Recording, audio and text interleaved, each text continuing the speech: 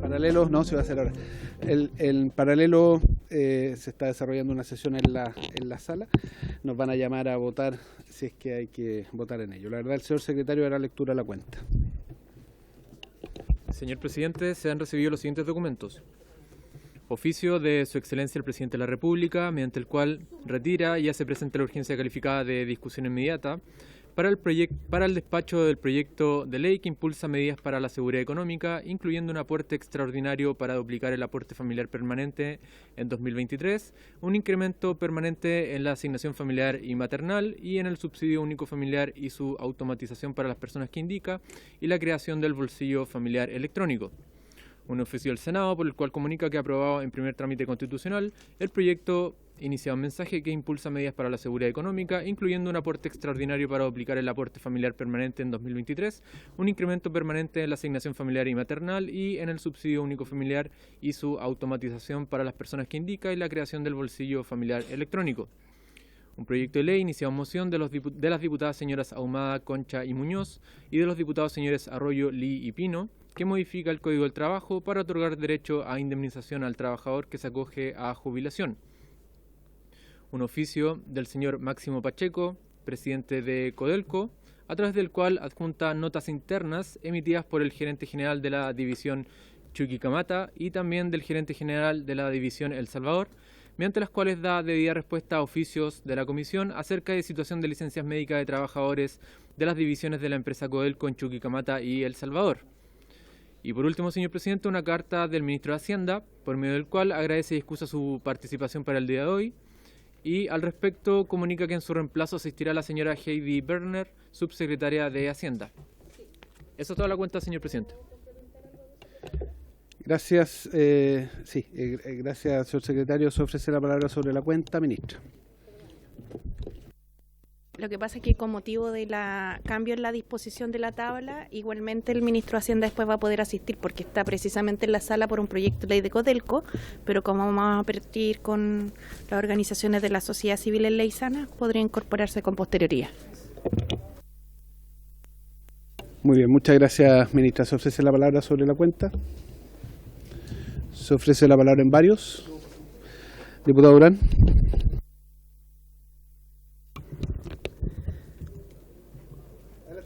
Ya, gracias, presidente. Quiero poner sobre la mesa de esta comisión el caso de don Claudio Villar Rodríguez, que en paz descansa. Él fue sepultado el fin de semana a raíz de haber fallecido en el asalto al aeropuerto Pudahuel. Él era funcionario de la Dirección General de Aeronáutica Civil y bombero de la Compañía Metropolitana Sur, con sede en La Cisterna. Recabando antecedentes de la situación, consideremos que ya había ocurrido tiempo atrás el robo del siglo en el mismo lugar.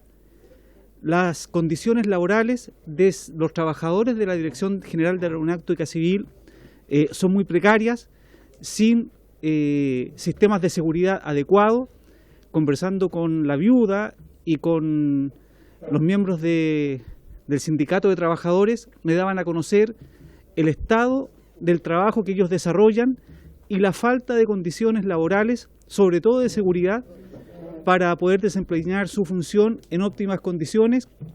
Dado anteriormente, como dije, ya había ocurrido esta misma situación con el robo del siglo, pero ahora no se pudo terminar ni concluir, y aún así no habían recibido, ni habían mejorado las condiciones laborales ni de seguridad para los trabajadores que operan en ese lugar. Por lo tanto, yo solicito que podamos escuchar en esta comisión a los representantes de los trabajadores y también que pueda ser invitada la viuda del funcionario que murió abatido en la situación, para escuchar y tomar carta en el asunto con mi comisión de trabajo. Eso, presidente. Muy bien, muchas gracias, diputado Durán. Lo incorporamos dentro de los requerimientos. Yo voy a hacer traspaso en su momento a la presidencia para que el próximo presidente de la comisión pueda tomar ello. ¿Le parece? Muy bien. Se ofrece la palabra en varios. Adelante, diputado. Diputado Giordano.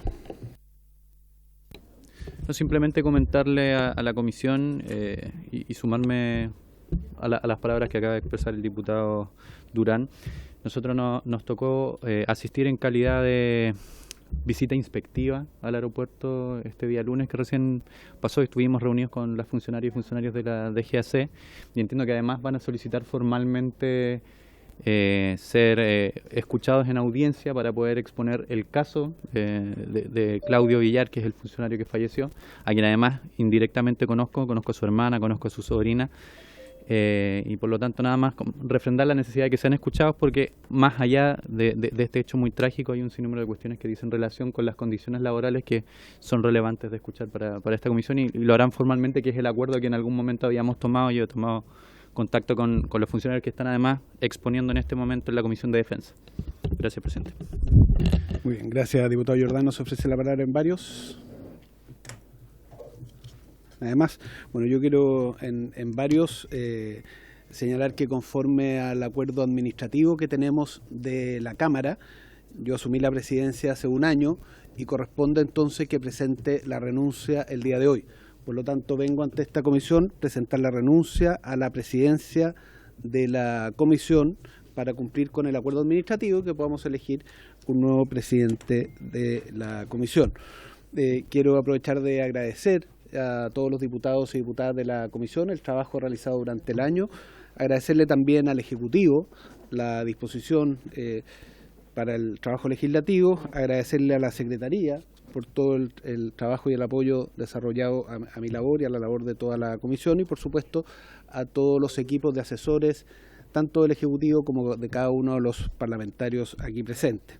Espero haber contribuido en mi presidencia con un clima que facilite y que facilitara los acuerdos en los distintos proyectos de ley. Yo creo que eso se manifestó en los niveles de acuerdo que tuvimos en los distintos proyectos que fueron llevados. Ya haré una cuenta en su momento cuando entregue, de acuerdo al reglamento, se entregan unos días más, ¿no? Pero haré una cuenta de todo lo realizado, pero espero haber contribuido a un clima de acuerdos en materias que a veces no era tan fácil lograr acuerdos como son en materias laborales y de trabajo. También espero haber contribuido a darle un ritmo e impulso a la reforma de pensiones, sobre todo en el último tiempo que tuvimos sesiones de 3 veces a la semana. Yo espero que quien me suceda pueda también seguir profundizando en acuerdos que son tan importantes para poder avanzar por lo pronto en la reforma de pensiones y en otras materias para mejorar la protección de los trabajadores y trabajadoras en Chile. Así que dejo formalmente entonces presentada mi renuncia a la presidencia de la comisión, cumpliendo con el acuerdo administrativo del cual mi bancada y mi partido es parte, y el señor secretario nos informará cuáles son los plazos que siguen después de esto. Presidente, reglamentariamente lo que procede es que esta renuncia sea votada en la próxima sesión ordinaria de la comisión, el próximo martes, y en ese momento aceptada o rechazada por la comisión.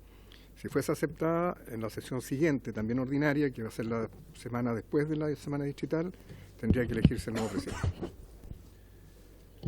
Muy bien, esos son los plazos. Entonces, vamos a la orden del día. La verdad que la sesión tiene por objeto 2 proyectos. Vamos a cambiar el orden. En primer lugar, vamos a ver el proyecto originado en mensaje de Su Excelencia el Presidente de la República, que como ella introduce modificaciones en la Ley 21063, que crea un seguro para el acompañamiento de niños y niñas que padezcan las enfermedades que indique y modifica el Código de Trabajo para estos efectos, cierre comillas, correspondiente al boletín número 15708-13, calificado con urgencia suma. Vamos a partir por este proyecto, no obstante el otro tiene una discusión inmediata y este solo suma. ¿Por qué? Porque está invitada, no sé si tenemos el nombre acá, la señora Beatriz Troncoso, alcalde, directora ejecutiva de la Fundación Oncomamás. Tengo, no voy a morir. Todavía no.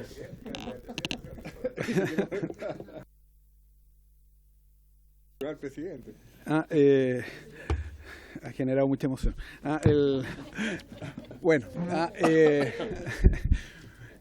Entonces vamos a cambiar el orden para poder escuchar a la señora Beatriz Troncoso. Yo no sé si el resto de los invitados también están. Solamente hay invitado, presidente. Solo ella. Muy bien. Entonces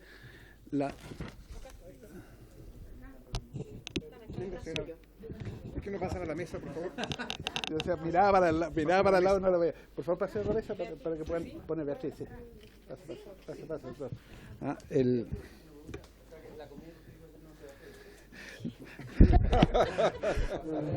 Yo pensé que la habían invitado. No,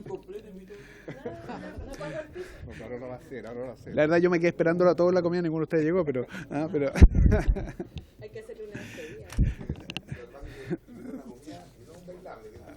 Claro. Eso no fue nadie. Muy bien, volvamos a la seriedad de la comisión. Vamos a darle la palabra a la señora Beatriz Troncoso, alcalde, directora ejecutiva de la Fundación Oncomamás. Por favor, y presente también a quien le acompaña y para poder escuchar su opinión respecto al proyecto de ley. Muchas gracias por estar acá. Gracias por la invitación. Soy Beatriz Troncoso, directora de la Corporación Oncomamás. Somos una corporación de mamás y papás de niños con cáncer y otras enfermedades hematológicas. Estoy aquí porque nosotros estuvimos visualizando la discusión de la semana pasada, donde se cuestionaban algunas cosas de la reforma, como lo es el fuero, por ejemplo. El fuero es algo que en la discusión de la ley quedó fuera, por un tema que se entiende que es finalmente poner en duda la contratación de mujeres, quizá en el campo laboral. Pero por ahí estuvimos discutiendo que es imposible que alguien vaya a saber si un hijo va a tener cáncer o no, así que no creo que el fuero vaya a afectar en la contratación de los campos laborales, por lo menos de las mamás y los papás, porque acá tenemos además una ley que tiene bastante equidad de género, porque en gran porcentaje de las licencias son tomadas por papás, a diferencia de otras licencias que son con corresponsabilidad. No sé si tienen alguna duda que nosotros podamos aclararle con respecto a eso. Nosotros, en general, recibimos muchos casos de papás que son despedidos inmediatamente cuando vuelven a sus trabajos después de 90 días de licencia, donde el niño todavía está muchas veces hospitalizado en tratamientos, con niños en la UCI, vuelven a su trabajo y los despiden. Entonces, fuera de tener que tú pagar cuentas, de tener una presión, de tener a tu hijo que no estás capacitado para volver, además de eso se te suma la presión de perder tu trabajo y tener que seguir generando dinero para sustentar enfermedades caras como lo son el cáncer u otras enfermedades que se tratan como el cáncer. Aquí tengo al médico experto que podría explicar un poco más. No sé si tienen alguna duda con respecto al fuero, me gustaría que por favor lo consideraran bien, por lo menos va a ser un respiro de humanidad para los papás que pasamos por este tipo de cosas. A veces están 1 año, 2 años, 5 años en tratamiento. Todos queremos volver a trabajar, pero se nos imposibilita porque necesitamos estar al cuidado de los niños, que dependen absolutamente del cuidado de nosotros. Necesitan un cuidador constante por los síntomas de alerta, porque son niños que están constantemente con este tratamiento en riesgo vital todos los días. Son niños que tienen que ir a la urgencia. Ahora, la gracia digamos, del cáncer se cura o se fallece. En el caso de cuando se curan los niños, nosotros podemos volver a tomar nuestra vida, volver al trabajo. Entonces, el fuero más que nada lo que nosotros queremos es proteger justamente el trabajo y que no surjan dudas de querer volver a mi trabajo o no. Por no poder cuidar a mi hijo, finalmente se pierden más empleos no otorgando el fuero que existiendo el fuero. Doctor, siempre tiene complemento. Tiene que apretar el... Adelante, doctor, si se puede presentar. Yo soy el doctor Francisco Barriga, ligado íntimamente a la ley sana ya a Oncomamás, así que estaba en este proyecto desde el principio. Y respecto a esto, yo solo quisiera aclarar que afortunadamente la incidencia de cáncer en los niños es muy baja en todo el mundo. O sea, prácticamente, o digamos, yo estimo que deben haber 600 familias que tienen un niño con cáncer al año en una población de 5 millones de niños, ¿ya? Con lo cual, realmente la ley ha sido... Son 600 casos nuevos entre un universo de 5 millones de niños, ¿ya? Entonces... Anuales, efectivamente. Entonces, desde ese punto de vista, lo que están planteando Oncomamás de poder proteger el empleo de las mamás en esta incidencia tan baja que tiene el cáncer no debiera significar un riesgo de empleabilidad de ninguna manera. Esto no es como el fuero maternal, donde un gran porcentaje de mujeres trabajadoras van a tener un embarazo, van a tener un niño. Esto es una incidencia afortunadamente muy poco frecuente Y como decía Beatriz, es muy difícil que alguien, o sea, creo que sería poco lógico que un empleador dijera, no, mira, ¿saben? No te voy a contratar o me cuesta contratarte porque a lo mejor tienes un niño con cáncer. Así que esto tiene una ventaja grande respecto a la protección del empleo de la mujer y tiene un costo en términos de empleabilidad muy, muy bajo para los empleadores y para el país. Sí. No solo mujeres, sí. Quiero ahí sí, ahí, ya. Quiero agregar, hoy día justamente tuvo un llamado de un papá que emitieron su licencia el día 6 y fue despedido el día 7. Y la empresa no aceptó la licencia. Está en juicio, perdió su trabajo, perdió a su hija también. Digamos, el impacto es demasiado. Ahí tiene que haber algún mecanismo de protección. Lo que quiero representar yo acá es que cuando tú tienes un hijo con este diagnóstico, el golpe que ya familiar, porque no es solamente el niño, sino que incluye a todo el grupo familiar, es demasiado potente. Yo no tengo cabeza para negociar con mi empleador en ese momento, no estoy en condiciones. O sea, la mayoría de las personas, aquí tenemos a la Andrea, renuncia a sus trabajos para poder cuidar a sus hijos. Ahora la licencia sana vino a salvar, a tirar un salvavidas a estos papás que teníamos que decidir entre el trabajo y el cuidado. Por eso ahora la reforma menos mal que está aumentando la cantidad de días porque tampoco nos alcanzaba con 90 días y ahora proteger el trabajo de alguna manera. Nosotros necesitamos volver a trabajar. Si hay 2 sueldos en la casa, tú no puedes vivir con uno porque tienes gastos de 2 sueldos, más una enfermedad grave, más las secuelas que quedan los niños. Siempre quedan gastos que tú no tenías previos al asociado, que no tenías previo a la enfermedad. Y quería pedirles celeridad también con la reforma porque tenemos de verdad 90 días no alcanza y los papás que están en este momento terminando su licencia no tienen cómo justificar en su trabajo los días que faltan para poder cuidar a sus hijos en este momento.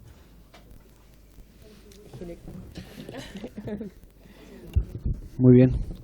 No sé, sí, doctor, yo quería adelante. añadir respecto a los días un poco el origen de esto, de los 90 días. Fue un cálculo que se hizo en base a una aproximación médica basado en que el cáncer más frecuente en el niño es la leucemia y el tratamiento inicial de una leucemia, que es el más intensivo, dura exactamente o por protocolo 6 meses. Entonces ahí se calcularon que si padre y madre tomaban 90 días, se iban a completar 180 días que iba a cubrir ese periodo para el cáncer más frecuente.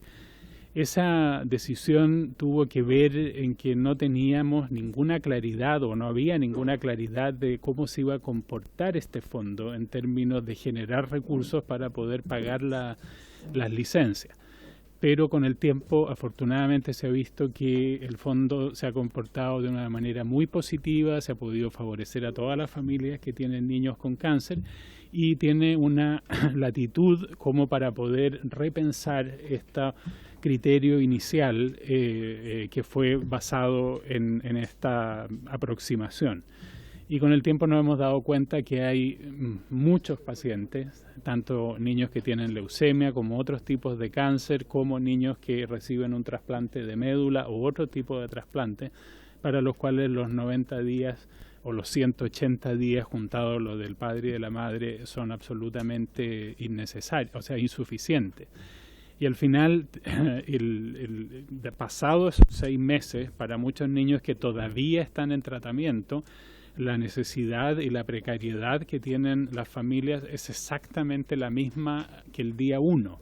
No hay como una especie de disminución progresiva, porque el tratamiento se hace o no se hace. O sea, todos los tratamientos de cáncer se rigen en protocolos y esos protocolos tienen una duración y los protocolos que son más cortos llevan a licencias más breves y los protocolos que son más largos, la mayoría de ellos, los 180 días no son suficientes para darle la protección a las familias.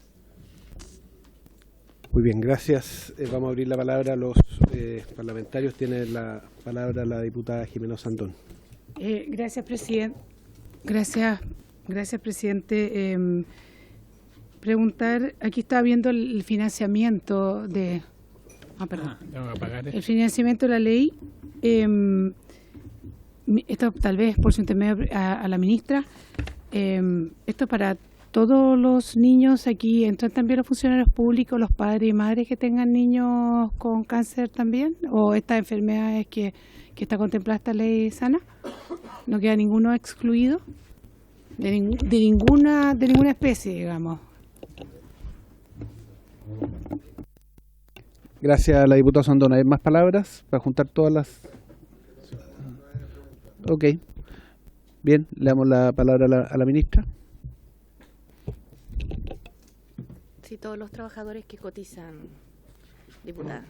Como señalé, esto proviene de una antigua, la fuente de financiamiento se originó en ese aporte extraordinario, que se originó en el año 98, que luego fue perdiendo sentido.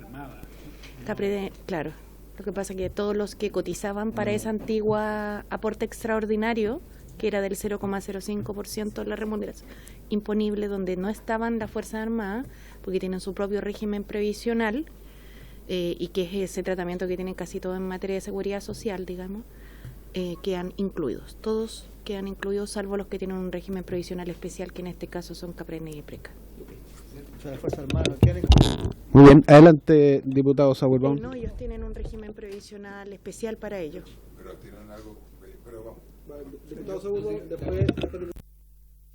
La consulta es, yo entiendo que el proyecto considera algunas enfermedades específicas, pero claro, no generales. Entonces, la pregunta es si lo vamos a acotar a esas enfermedades o se pudiera ampliar. Le pongo un caso específico, ministra. En Copquecura tenemos un caso de un niño que tiene raquitismo, una enfermedad que hoy día en Chile casi no existe.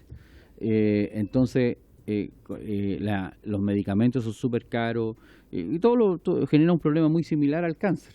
Entonces, por eso la pregunta es si vamos a nombrar enfermedades específicas o podemos a lo mejor ponerle una cosa así como enfermedades raras o no sé, una cosa que fuera quizás un poquito más amplia. Gracias, diputado Saúl. Diputado Leal. Presidente, una consulta que se le envió a la ministra, no me quedó claro. O sea, esto deja excluido a los hijos de los miembros de las Fuerzas Armadas y Carabineros. A menos que me digan que el régimen sí está cubierto por esta misma, no veo por qué tengamos que discriminar a niños por sus papás ser miembros de las Fuerzas Armadas y Carabineros. Yo creo que esto debía ser extendido para todos los niños. No me parece que sea correcto excluir per se ese tipo de dejarlo fuera. Eso. Gracias, diputado Leal. Diputado Lavé. Gracias, presidente. Primero, dar la bienvenida a quienes expusieron este proyecto de ley y al Ejecutivo.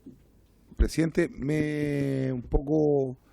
creo que algo tremendamente importante y relevante este proyecto. Creo que cuando una familia se le anuncia una enfermedad como el cáncer, es tremendamente difícil. Yo quiero empatizar absolutamente. A mí, mi madre se murió hace unos años atrás de cáncer y no solo afecta el bolsillo, afecta el corazón, afecta la capacidad de la toma de decisión, etcétera. Es una enfermedad lamentablemente que afecta a las familias, pero en todo su esplendor.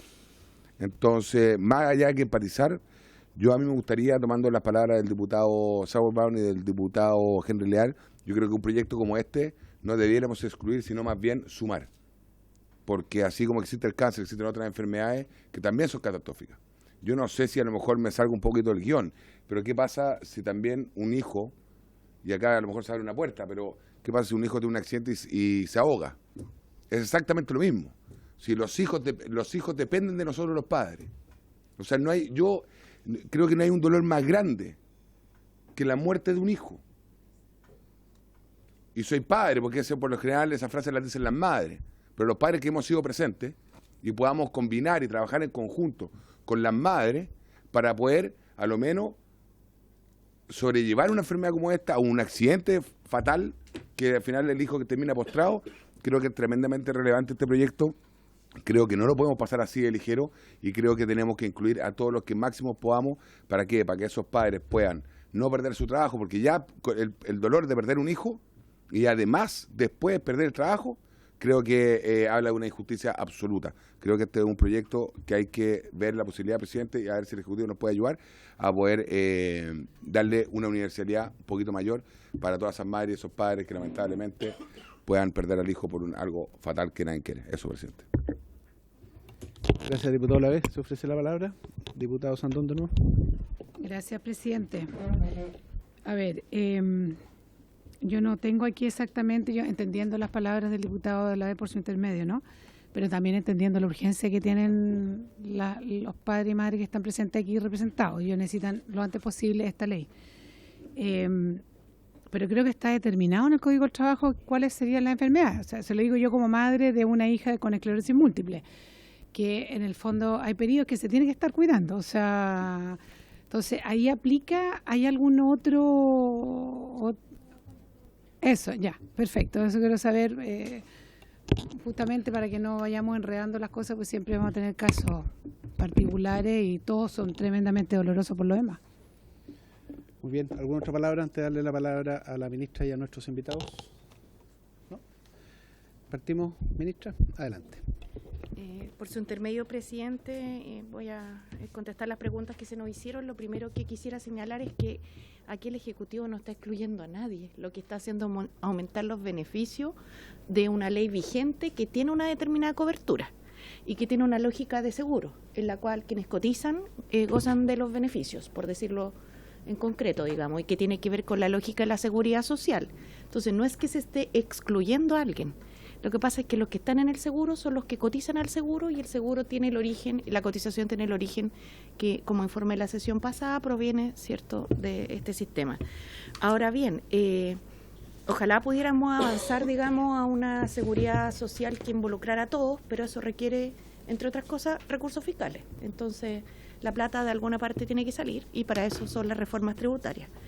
En segundo lugar, quisiera señalar que respecto de las enfermedades cubiertas, están también los accidentes. Voy a leer lo que presentamos la semana pasada porque creo que puede dar una perspectiva. En primer lugar, están el cáncer, por cierto, considerando sobre todo que esto partió de una iniciativa de la sociedad civil organizada. Están también los trasplantes de órganos sólidos y los progenitores hematopoyéticos. Están también los niños que están en estado o fase terminal. Y están además aquellos que han experimentado algún tipo de accidente grave con riesgo de muerte o secuela funcional grave y permanente, haciendo alusión que presentaba el diputado. Sin duda hay algunos que no están, y que no es que los estemos excluyendo, sino que no están desde un principio en el seguro, para resguardar el aumento de los beneficios, en este caso de los días de permiso, y futuras incorporaciones de patología. Esta ley tiene un mecanismo de autoevaluación permanente, como señalaba, y por eso hoy día venimos con estas propuestas, precisamente porque nos permite a los que están dentro de la cobertura poder ampliarle los beneficios.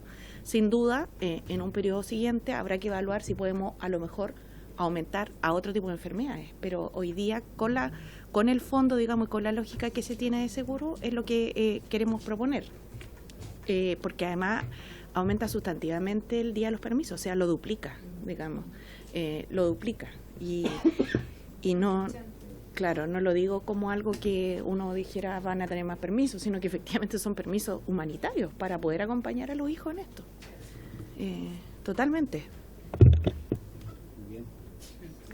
Gracias, ministra. Queremos darle la palabra a los invitados. No sé si quieren hacer algún comentario de las preguntas. ¿Sí? Adelante, la señora Beatriz Troncoso. Sí, lo que pasa es que en la discusión de la ley sana se determinó que tenían que ser enfermedades que tuvieran un tratamiento acotado, con un tiempo determinado, no permanente, porque era la única forma de resguardar el fondo, que es un fondo pequeño además. Y esa fue la discusión. Entonces, hay enfermedades, completamente de acuerdo, y también pasé por hijo de enfermo, completamente de acuerdo, como dice la ministra, evaluar la incorporación de enfermedades, pero el espíritu de esta ley son enfermedades que tienen un tratamiento acotado, en un tiempo determinado, donde el resultado es vivir o fallecer para los niños. Esa fue como, por eso se determinó que fuera cáncer, trasplante de órganos sólidos, trasplante de médula, y se incluyó fase terminal de la vida para todos los niños hasta los 18 años. Claro, y accidentes graves con riesgo vital. Pero, por ejemplo, accidentes graves para todos, y en fase terminal de la vida es para absolutamente todas las enfermedades, con un tiempo, sin tiempo de licencia, digamos. Si un niño está desahuciado, puede estar con los días de licencia que se necesite acompañar al niño, ambos padres. Claro, ese no tiene límite, evidentemente, con la naturaleza. Ok, muchas gracias, doctor. ¿Algún vario adicional? Sí. Adelante. O sea, presidente, yo entiendo que este proyecto de ley lo que busca es ampliar los plazos, duplicar los permisos. Pero, ¿por qué un niño que es hijo de un uniformado, ¿por qué no puede tener, por qué no va a tener el mismo beneficio? Los papás, ¿por qué? Porque esto yo entiendo que va para los derechos del niño más que de los padres. ¿Por qué un hijo de un carabinero, de un militar que tiene cáncer, por qué no puede acceder al mismo beneficio? No entiendo por qué. Entonces, me dicen, no está. Bueno, agreguémoslo. Entonces, preguntarle, ¿hay plazo para indicación de este proyecto, no? Son dos preguntas. Vamos primero a la pregunta del por qué. Sí. Pregúntame al Ejecutivo. Adelante. Y no podemos hacer indicaciones, o sea, podemos hacerlas, pero son testimoniales, como las hemos hecho en todas las materias de seguridad social, toda vez que al ser un proyecto de seguridad social requiere que sea el Ejecutivo el que las patrocine. Sí, pero la sala puede decir algo distinto. Ok, pero ministro. Yo creo que es una discusión bien interesante que tiene que ver con cómo concebimos la seguridad social. Yo también me pregunto por qué otros niños que son hijos de padres que no cotizan no podrían acceder a este beneficio también. Y por cierto, la razón tiene que ver con cómo financiamos las prestaciones de la seguridad social. Vuelvo sobre lo mismo, digamos. Estos permisos se tienen que financiar de alguna forma, se han financiado con una cotización y adscriben a él los que han cotizado. Ahora, si hay una intención por parte del diputado de que se le ocurra proponerlo, me parece sumamente interesante poder discutir a profundidad el régimen de seguridad social que beneficia a las Fuerzas Armadas. Creo que es algo que seguramente en algún minuto vamos a tener que abordar, porque ellos tienen otro régimen de cobertura, con otro régimen de cotizaciones. Entonces ahí a lo mejor también en algún minuto habrá que abordarlo, porque solamente, por ejemplo, en materia de pensiones, por su intermedio, presidente, indicar a los miembros de la comisión que cotizan en base a un 6% y por 20 años y sobre una base menor. Entonces hay varias cosas, no es un puro elemento. Ahora bien, yo comparto, ojalá todos los niños en nuestro país tuvieran este derecho, pero para eso también se requieren recursos fiscales, como señalé, o una cotización por parte de los interesados. Muy bien, vamos a ir cerrando el debate porque tenemos otro punto en tabla. No sé si quieren redondear alguna idea. Sí, adelante. Tal como lo dijo, yo la verdad es que nos encantaría a nosotros que fuera un derecho de los niños, pero este es un derecho laboral. Sana. Así de frío suena, pero así es y así se discutió. Por una parte, y por otra parte, efectivamente se le dieron 1000 vueltas al tema que usted está diciendo, muchas vueltas, porque efectivamente no queríamos excluir a nadie, pero tal como la gente que no cotiza, y este es un seguro que se activa por un pago, para la gente que trabajamos y cotizamos, tendrían que... los sistemas lamentablemente no se cruzan, son sistemas completamente independientes. Nosotros de verdad que le dimos un montón de vueltas para no excluir a nadie, pero son sistemas completamente independientes y distintos. Sí, nos encantaría que ellos homologaran, por ejemplo, esto. Sería increíble que ellos homologaran y pudieran tener este mismo beneficio. Eso. Muy bien, muchas gracias. Yo quiero proponerle a la comisión lo siguiente, que en la próxima sesión escuchemos a la Asociación de Mutuales, que es a quien nos falta escuchar. Eso habíamos comprometido con la superintendenta. Aprovecho de saludarla, que está ahí a la distancia. Habíamos comprometido escuchar a la Asociación de Mutuales y a partir de eso votar el proyecto en la próxima sesión, salvo que el Ejecutivo nos meta otro proyecto con urgencia inmediata, en cuyo caso no lo podríamos hacer, porque eso pensamos hacer hoy día. Entonces, si les parece, hacemos eso para la próxima. ¿Le parece? ¿Acordamos eso? Muy bien, le agradecemos la presencia a la señora Beatriz Troncoso, alcalde, directora ejecutiva de Fundación Oncomamás, y al señor Francisco Barriga Cifuentes, hematoncólogo pediátrico, presidente de la Corporación Oncomamás. Suspendemos 5 minutos para despedirnos.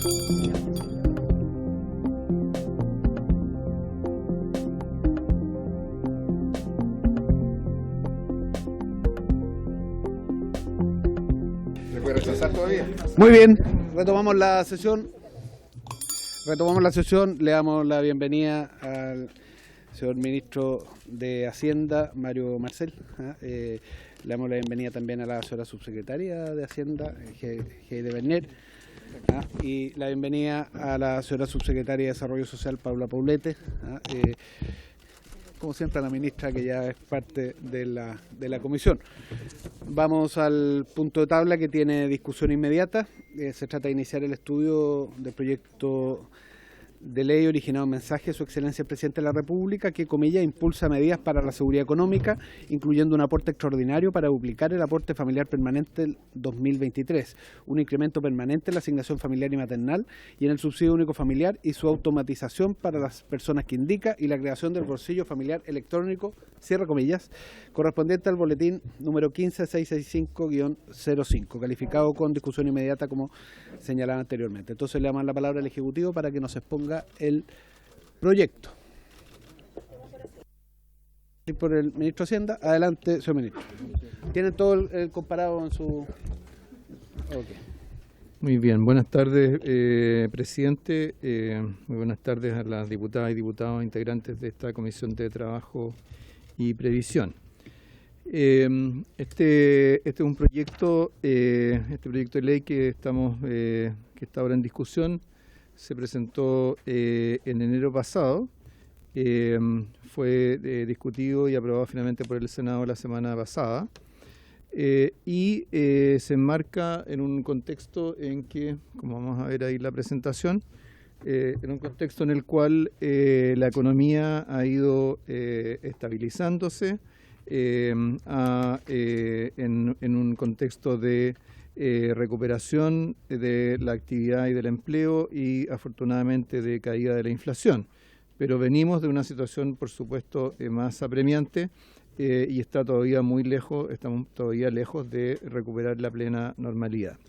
En el caso del mercado laboral, el empleo formal se ha recuperado desde el punto más grave de la crisis de manera significativa y hoy día tanto el empleo asalariado medido por registros administrativos como por la encuesta del INE se encuentran por sobre los niveles previos a la pandemia, lo cual por supuesto que es algo positivo. Ahora, estos son solo empleos asalariados.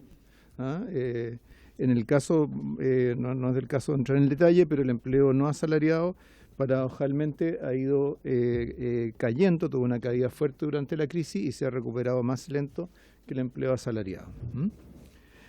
Ahora, si miramos los últimos meses, vamos a ver... Ministro, un segundo, le vamos a pedir permiso a los fotógrafos si nos dejan ver la exposición. Muchas gracias.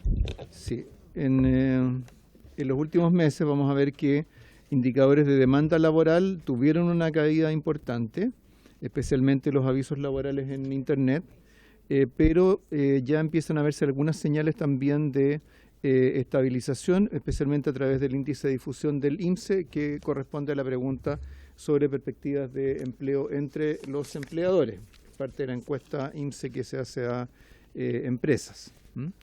En cuanto a la actividad económica, es posible anticipar que esta ya habría alcanzado su punto más bajo.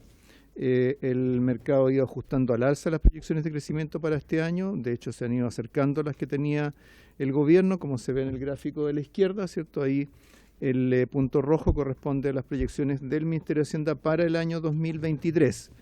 La barra corresponde al rango de proyecciones de la encuesta de expectativas económicas del Banco Central, que se aplica fundamentalmente a expertos economistas, y el punto azul es la mediana, que permite neutralizar, ¿cierto?, por proyecciones muy extremas en la distribución.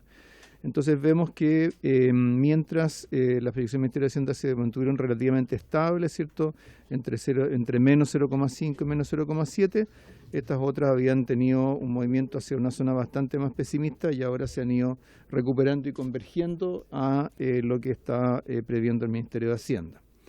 En cuanto a la inflación, vemos que ya ha tenido una baja, vamos a ver en el cuadro siguiente, en la lámina siguiente más detalle, pero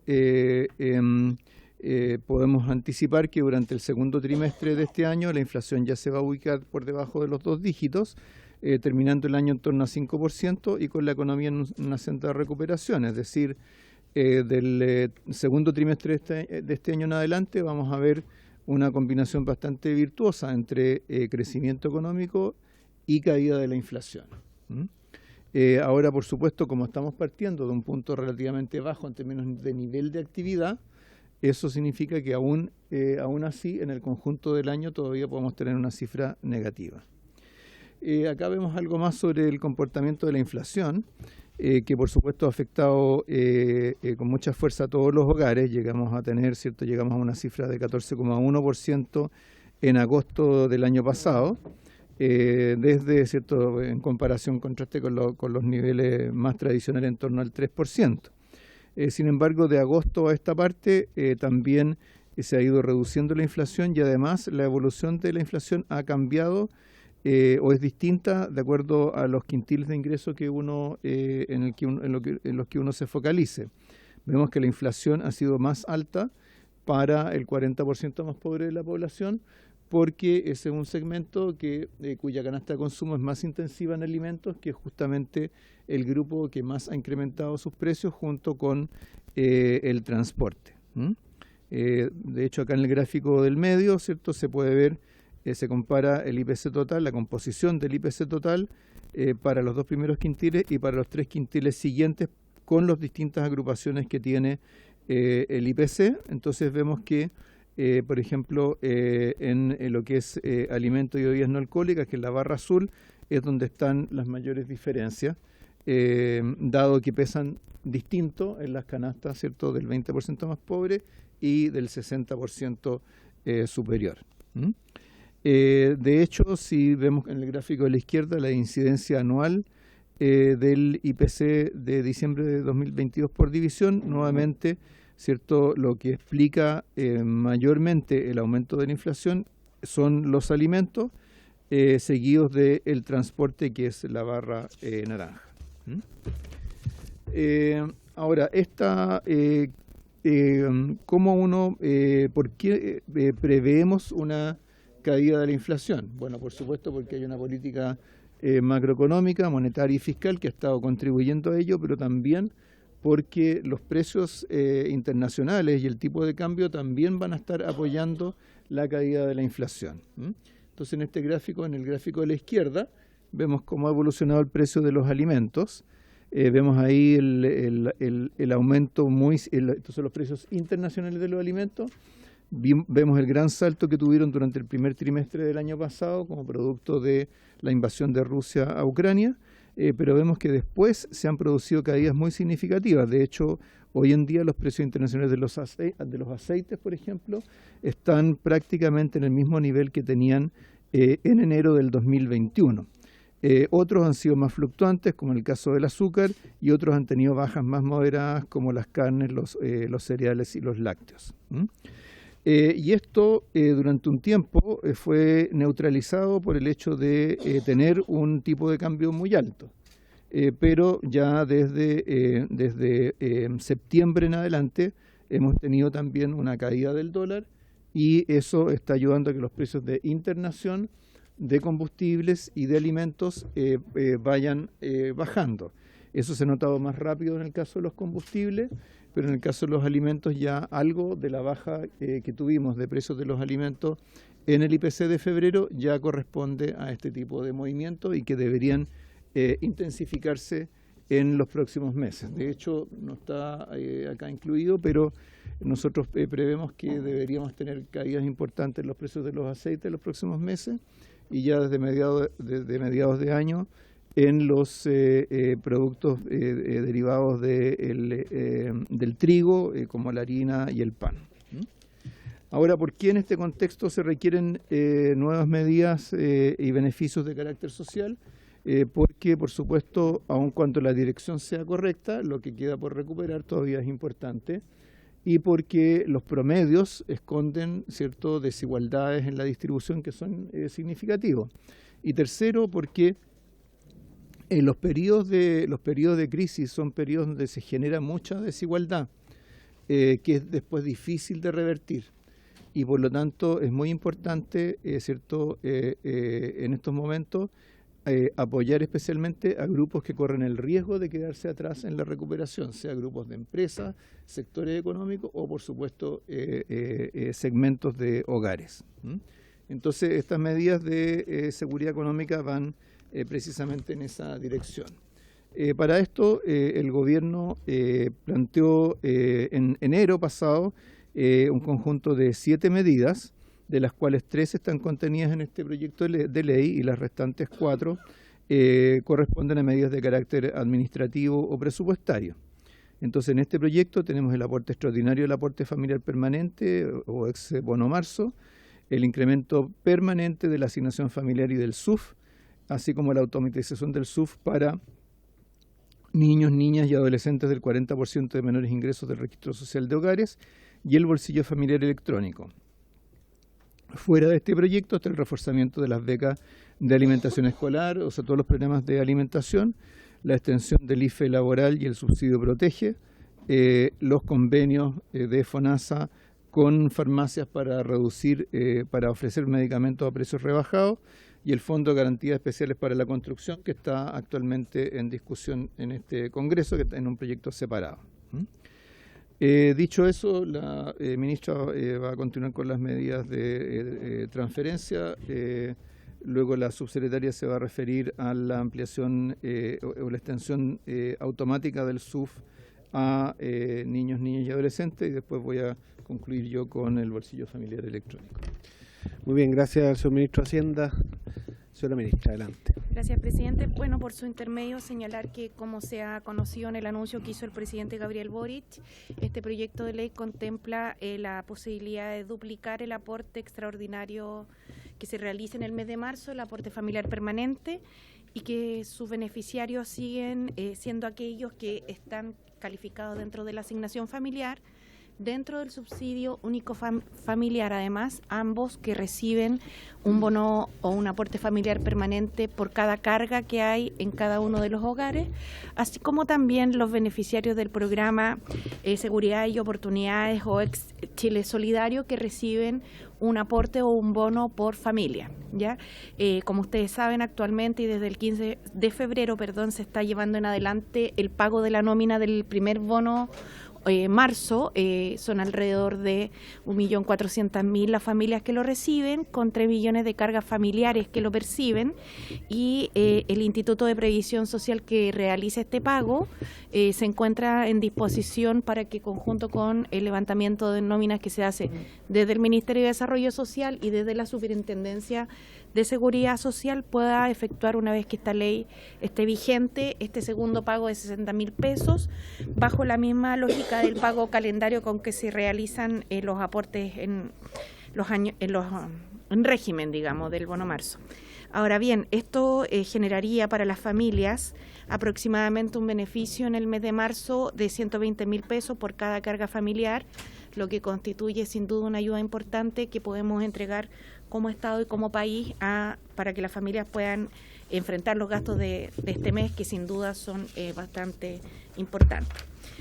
Por otro lado, se reajusta la asignación familiar y el subsidio único familiar, que forman parte de la red de protección social de nuestro país. Se reajustan en un 20% de manera y en carácter permanente.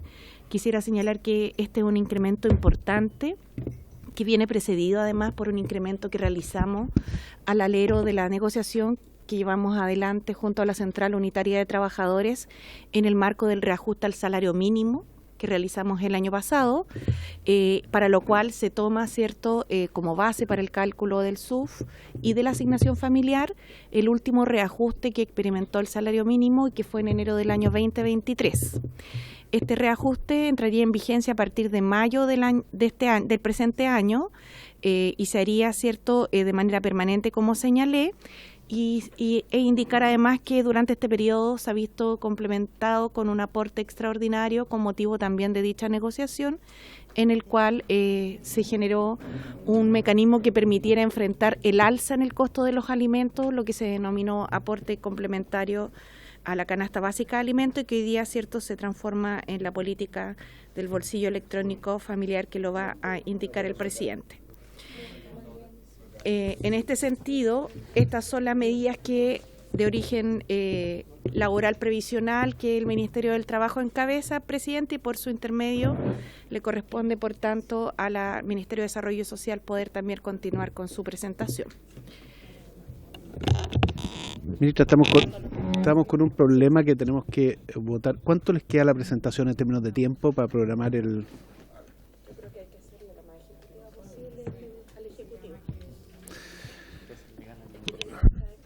Nos vamos a demorar una media hora en la votación. Depende cuántas resoluciones haya. Si hay una por bancada, tenemos... Acuérdate que hay varias bancadoras. ¿No? Cada día más.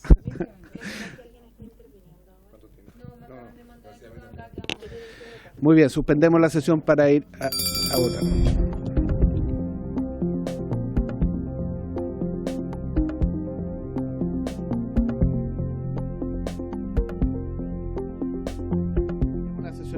Sobre Codelco, que se alargó más de lo que habíamos presupuestado. No vamos a alcanzar a ver este proyecto en esta sesión, pero entiendo que tiene discusión inmediata.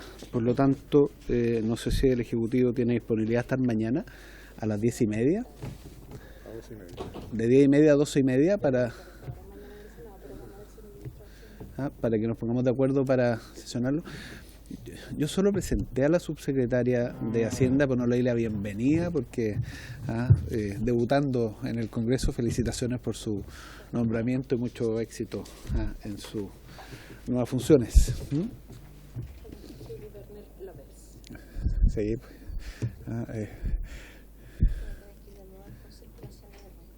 ¿te acuerdas? Sí. Ok, de 10:30 a 12:30.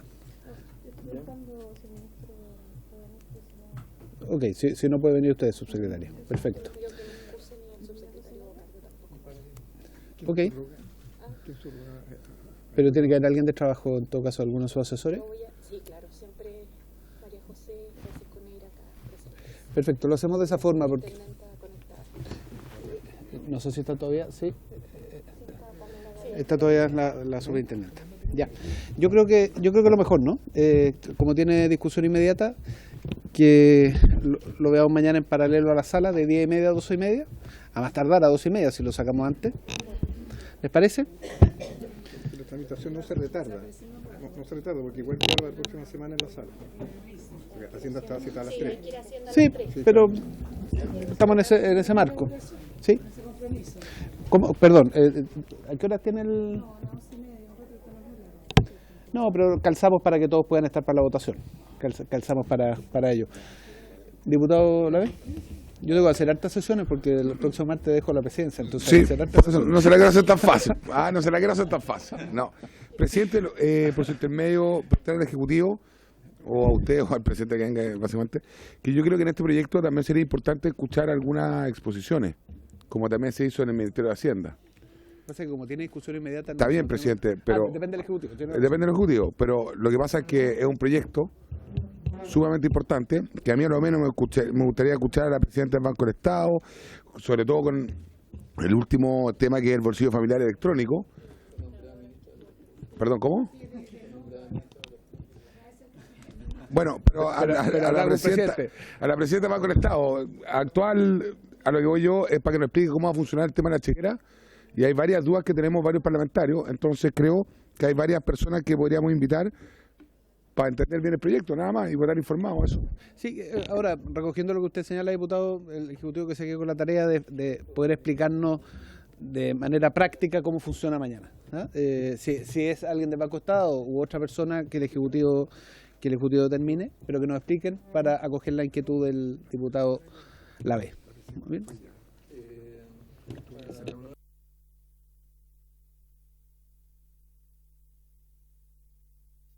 Decía que nuestra nueva subsecretaria trabajó justamente en ese tema antes de ser nombrada subsecretaria, pero además podemos traer a alguien de Banco Estado para que explique la parte más operativa.